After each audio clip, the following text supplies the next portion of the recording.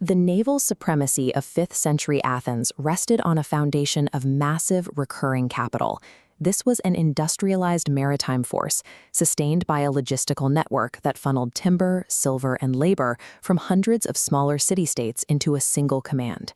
The framework for this system was established in 478 BCE. In the aftermath of the Greco-Persian Wars, Athens and its neighbors formed a mutual defense pact intended to prevent a third Persian invasion. This alliance, known as the Delian League, placed its central treasury on the sacred island of Delos. The island's religious neutrality was a calculated choice, intended to ensure that no single power could claim the common funds for domestic use. Membership required the payment of phoros, membership dues. The Athenian general Aristides set the first assessment at a total of 460 talents of silver. This diagram illustrates the Aegean resource flow. While many states sent raw silver, others provided shipbuilding timber, grain, or fully crewed warships to maintain the collective fleet's strength.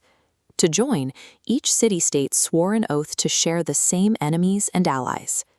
In these early meetings on Delos, every member, regardless of size, nominally possessed equal voting power in the League's assembly. This legal and financial structure allowed Athens to build a massive naval infrastructure using capital provided by its allies, effectively centralizing command of the Aegean's most powerful military asset. In 454 BCE, Athens pivoted. Citing the security risks following a failed military expedition in Egypt, the Athenian assembly ordered the immediate relocation of the League's treasury. The wealth of over 300 cities was removed from the neutral ground of Delos and carried up the steep incline of the Athenian Acropolis. Control of these funds was handed to the Hellenotomiae, a board of 10 treasurers.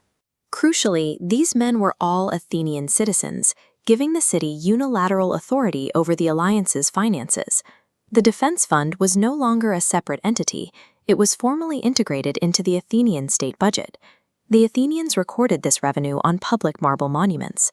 These inscriptions tracked the annual tallies of silver arriving from subject states, transforming the alliance's bookkeeping into a permanent record of Athenian income. With the treasury relocated and the treasurers appointed internally, Athens had successfully converted a common defense fund into a domestic revenue stream, enforced by the very fleet the allies had helped build. The landscape of Attica consists largely of rugged, thin soil, geographically incapable of supporting the high-yield agriculture needed for a major metropolitan center. As the population grew during the 5th century, the city-state reached a tipping point where it could no longer feed its own citizens with domestic crops. This deficit made the city dependent on grain imported from the fertile regions around the Black Sea.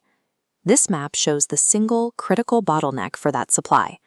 Every merchant vessel carrying the calories required to sustain Athens had to pass through the narrow Hellespont Strait.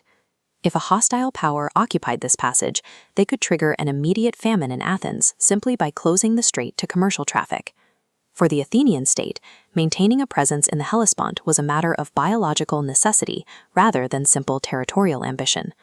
To secure this lifeline, the Athenian fleet occupied strategic positions at Byzantium and the Thracian Chersonese. Athens framed this deployment as a service to the League, arguing that a permanent naval presence was required to keep trade lanes free of pirates. In practice, the fleet functioned as a militarized customs department. Athens now possessed the power to decide which city-states were allowed to import grain and which would be blocked. They enforced a 10% tax on all cargo passing through the Hellespont, effectively monetizing the passage of every merchant in the region. Even as the threat of a Persian invasion diminished across the Aegean, the mandatory cost of this Athenian security continued to steadily rise. The initial 460-talent phoros assessment was eventually tripled, reaching 1,500 talents by 425 BCE. This Athenian silver tetradrachm became a tool of economic control. Athens enforced the use of its own coinage and measurement standards across the Aegean, criminalizing the use of local currency in allied markets. By weaponizing the food supply and standardizing the currency, the fleet ensured that the wealth of the Aegean was systematically diverted into Athenian hands. Maintaining hundreds of active triremes created a massive, constant operational burn rate. The fleet required a continuous supply of expensive timber and pitch, alongside the daily silver wages for thousands of citizen rowers. This chart details the financial feedback loop. The Phoros funded the fleet, and the fleet was the only tool capable of enforcing the collection of the Phoros. The math meant that Athens could not permit any member to stop paying. If the flow of silver from a single island stopped, the fleet's ability to remain seaworthy was compromised. This policy faced its first major test when the island of Naxos attempted to secede from the League around 467 BCE. Athens responded by besieging the island and forcibly reducing it to a semi-dependency, ensuring the tribute payments continued under military supervision. The Athenian response at Naxos established a precedent. The fleet's primary mission had shifted to enforcing the continued flow of capital from within the alliance itself. Dissent was met with escalating force. When the city of Thassos attempted to protect its own gold mines and trade centers, the Athenians waged a 3-year siege until the city was broken. Through the Athenian Standards Decree, the state used its military garrisons to physically compel allied markets to abandon their local measures in favor of Athenian ones. When Melos refused to join the system in 416 BCE, the Athenians executed every adult male and sold the women and children into mass enslavement. While this violence secured the Aegean, the resulting capital was funneled into the domestic rebuilding of Athens itself.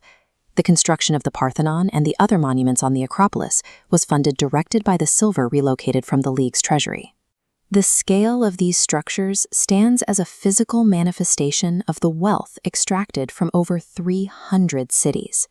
Every column and pediment was paid for with the silver of an alliance that had been successfully converted into an empire. This system of extraction only ended when the Athenian fleet was finally destroyed by Sparta in 404 BCE, cutting off the city's ability to enforce its demands. The Athenian Golden Age was a predatory extraction system. Its greatest monuments to democracy were built using the wealth of an entire region, held in place by the threat of total annihilation.